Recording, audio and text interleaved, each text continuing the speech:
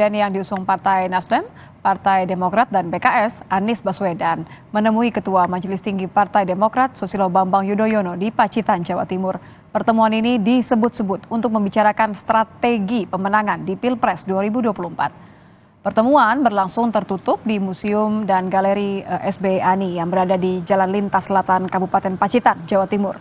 Pertemuan ini diduga kuat membahas persiapan deklarasi Anies Baswedan sebagai capres dan penentuan cawapres.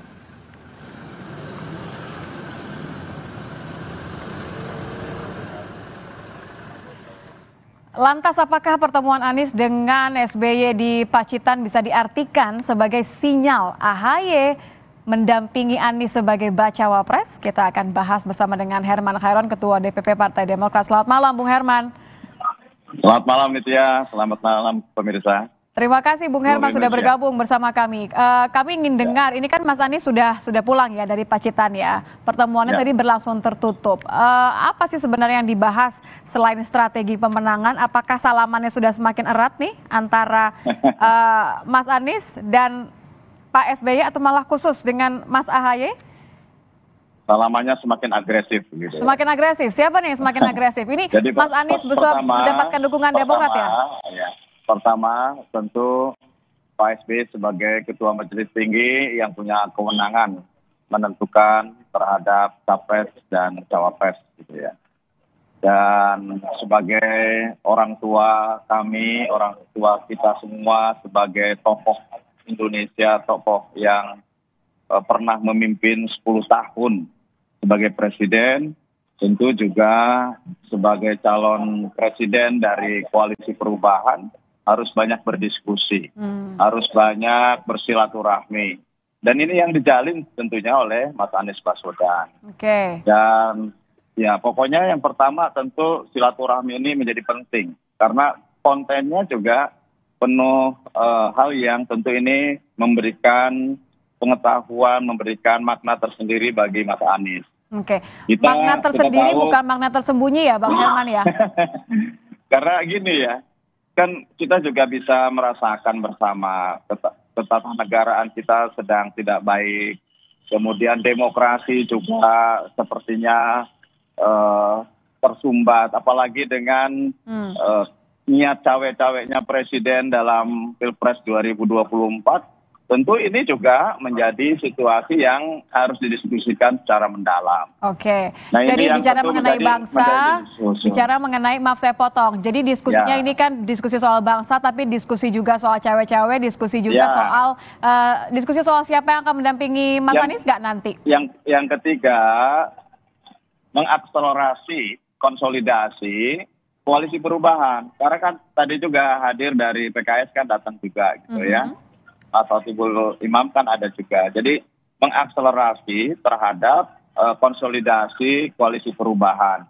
Sehingga hal-hal yang tentu masih menjadi keraguan, hambatan itu yang kemudian sesegera mungkin untuk mendapatkan keputusan bersama dan ya segera mungkin hal yang ditunggu, sebentar Bang, hal yang ditunggu untuk bisa menetapkan calon wakil presiden atau bakal calon presiden, ya tentu ini dapat segera diumumkan kepada publik.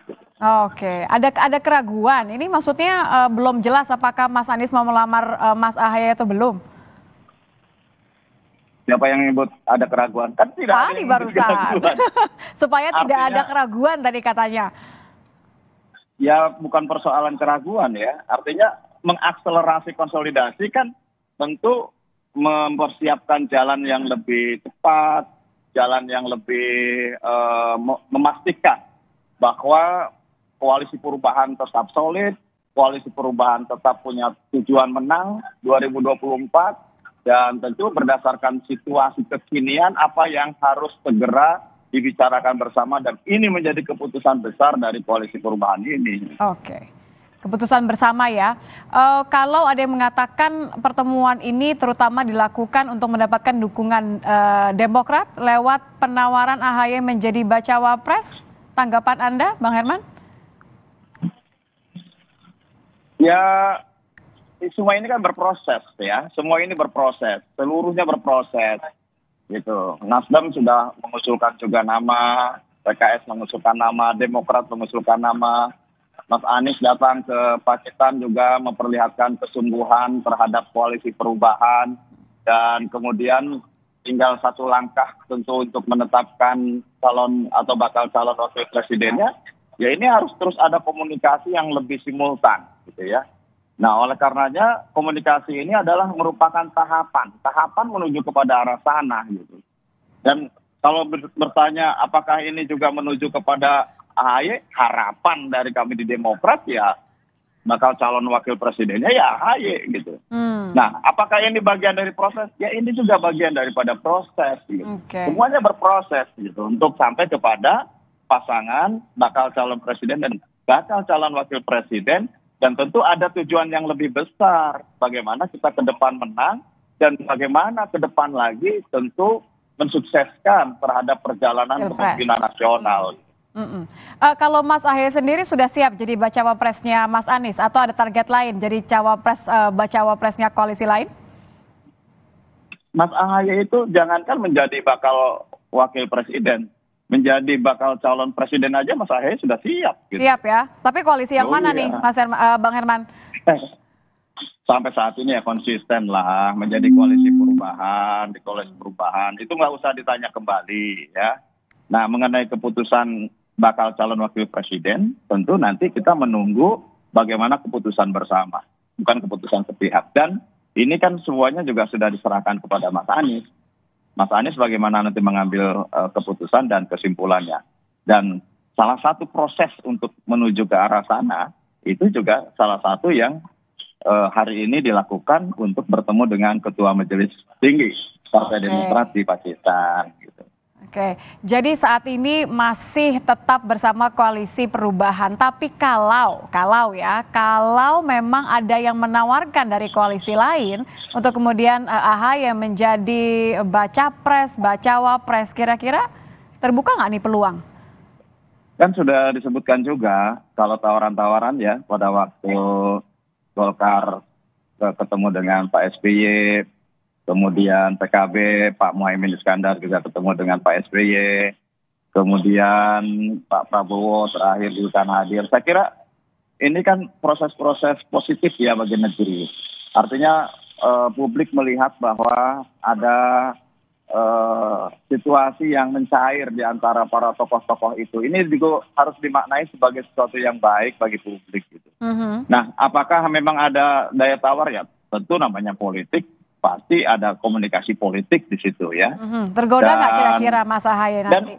Dan berulang kali Mas Ahy menyampaikan bahwa sampai hari ini konsisten dan tetap bersama dengan koalisi perubahan, sampai nanti pada akhirnya koalisi perubahan ini betul-betul mewujudkan satu pasangan yang kriterianya sudah disampaikan oleh Mas Anies. Gitu.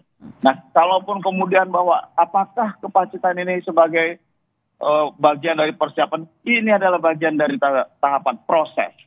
Proses apa? Proses untuk melakukan akselerasi konsolidasi menuju kepada tadi tangga-tangga untuk mencapai kepada tujuan koalisi perubahan tadi. Oke, tapi saya harus dengar dari Bung Herman. Kira-kira akan tergoda nggak kalau ditawarkan oleh koalisi lain? Ya, semua itu kan ditangkap saja sebagai dinamika politik gitu ya. Kan wajar orang menawarkan, kemudian wajar kita juga menyampaikan terima kasih atas tawaran. Tetapi kan konsistensi terhadap koalisi yang sudah dibangun lama, ini kan penting juga. Gitu, untuk bisa menunjukkan integritas. Dan saya kira Pak SBY, Mas AHY ini adalah orang-orang yang berintegritas, yang tentu tetap mempertahankan untuk berjuang di koalisi perubahan. Oke, setia pada koalisi perubahan ya. Terakhir Bang Herman, yang terbaru ini Gibran, gimana kamu Raka ini nyebut bahwa Ibas kayaknya cocok nih jadi cawapresnya Anies. Tanggapan dong? Ya, jangan ada adu domba lah, ini kan keluarga gitu ya. Kami bahkan di Demokrat itu sudah merasa berkeluarga. Sesama kader kami sudah merupakan keluarga besar. Demokrat adalah rumah besar bagi seluruh kadernya. Jangan juga kemudian dibenturkan antara Mas Ahaye dan Mas Ibas. Ya dengan cara-cara Mas Gibran menurut saya kurang tepat lah. Biarkan urusan kami, urusan Partai Demokrat. Kami ada mekanisme dan ada pengambilan keputusan berdasarkan aturan-aturan yang telah diatur di dalam ADART. Jadi ya jangan terus diwacanakan bahwa ini sebagai hal yang keluar dari pemikirannya Gibran. Bukan itu persoalannya.